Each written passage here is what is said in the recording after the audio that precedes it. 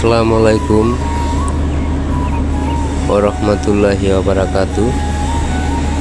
প্রিয় ভাই ও বন্ধুরা, আমি মোহাম্মদ আশরাফুল ইসলাম আপনাদের সামনে নতুন আরেকটি ভিডিও নিয়ে আসলাম। তো আজকের ভিডিও হচ্ছে ইটিভি প্ল্যান্টের কুলিং টাওয়ারের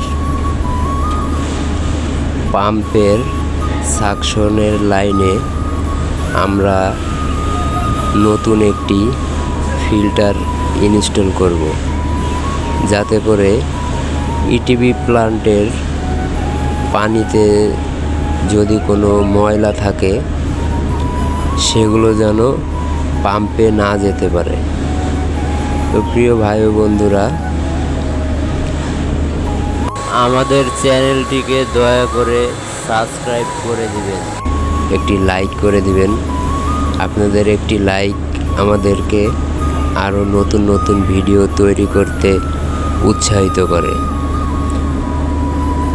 দেখুন, এই যে আমরা কাজ করতেছি, আমরা প্রথমে একটি ফ্লাঞ্জ লাগিয়ে নিচ্ছি, তারপরে এইখানে ওই ফিল্টারটা লাগিয়ে দেব।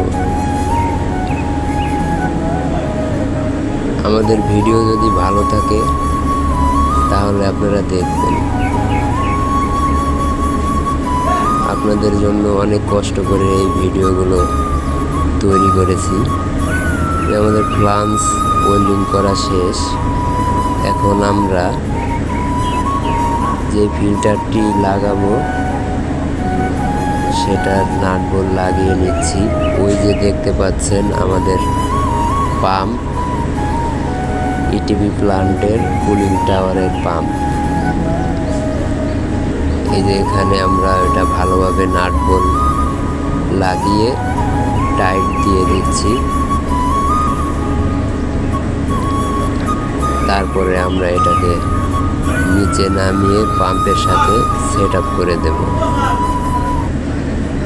তো দোয়া করি সবাই ভালো থাকবেন, সুস্থ থাকবেন। আজকের মতো এই পর্যন্ত। আল্লাহ।